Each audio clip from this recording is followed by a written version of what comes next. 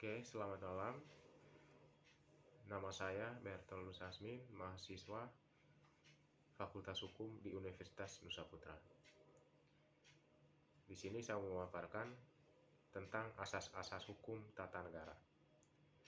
Pengertian asas hukum. Asas hukum atau Rex Beginselen merupakan salah satu bagian dari kaidah hukum. Asas hukum bersifat umum dan abstrak, sehingga ia menjadi roh dan spirit dari suatu perundang-undangan.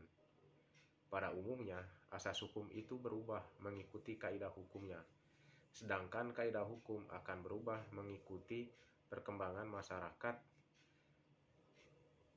masyarakat jadi terpengaruh waktu dan tempat.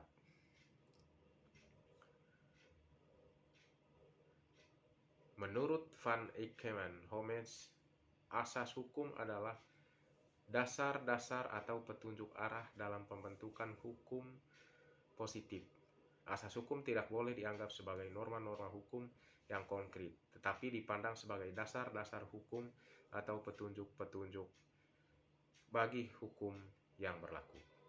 Pembentukan hukum praktis perlu berorientasi pada asas-asas hukum tersebut, sedangkan menurut Sucipto Raharjo berpendapat bahwa asas hukum adalah jantungnya peraturan hukum, karena asas hukum merupakan landasan yang paling luas bagi lahirnya suatu peraturan hukum.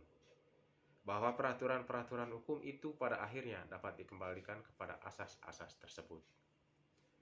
Di samping itu, asas hukum layak disebut sebagai alasan lahirnya peraturan hukum atau merupakan ratio legis dari peraturan hukum. Dengan adanya asas hukum, maka hukum bukanlah sekadar kumpulan peraturan-peraturan, karena itu mengandung nilai-nilai dan tuntutan-tuntutan etis.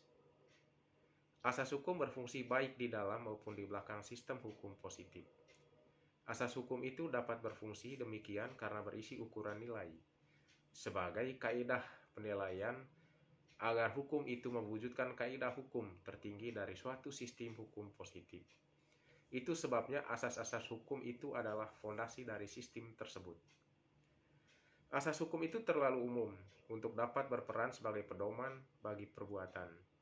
Karena itu asas hukum harus dikonkretisasikan. Pembentukan undang-undang membentuk aturan hukum yang di dalamnya yang merumuskan kaidah perilaku. Selanjutnya, konkretisasi adalah kaidah perilaku ini terjadi melalui generalisasi putusan-putusan hakim jika fenomena telah terjadi dan sudah ditetapkan atau terbentuk. Peraturan-peraturan hukum positif, aturan-aturan hukum positif dan putusan-putusan, maka asas hukum tetap memiliki sifat sebagaimana kaidah penilaian. Dengan itu, maka fungsi kedua asas hukum tampil ke permukaan ukuran nilai yang diberikan asas hukum itu sulit untuk diwujudkan secara sepenuhnya. Dengan itu, asas hukum dapat tetap berada berhadapan dengan sistem hukum positif dan berfungsi sebagai batu uji kritis atau Krisis-Touchstone.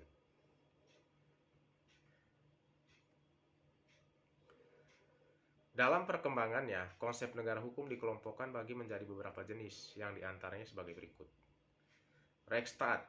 Istilah Rechtsstaat yang diterjemahkan sebagai negara hukum menurut Philippus M. Hanjon mulai populer di Eropa sejak abad ke-19. Meski pemikiran tentang hal itu telah lama ada.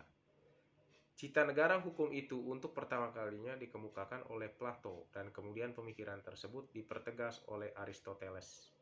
Menurut Aristoteles, yang memerintah dalam suatu negara bukanlah manusia, melainkan pikiran yang adil dan kesusilaan lah yang menentukan baik atau buruknya suatu hukum. Menurut Aristoteles, suatu negara yang baik ialah negara yang diperintah dengan konstitusi dan berkedaulatan hukum.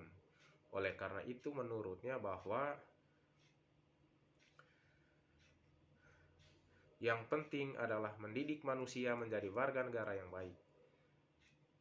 Karena dari sikapnya yang adil akan terjamin kebahagiaan hidup warga negaranya. Menurut Skeltema, unsur-unsur Rechtsstaat adalah A. Kepastian hukum, persamaan, demokrasi, dan pemerintahan yang melayani kepentingan umum.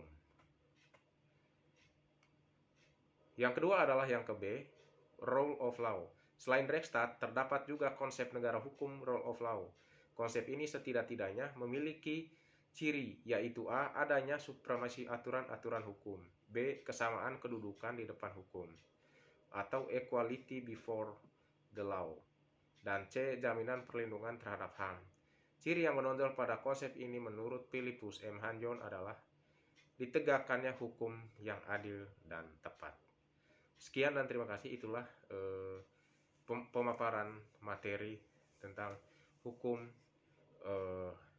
tata negara yang saya bisa jelaskan malam ini. Sekian dan terima kasih.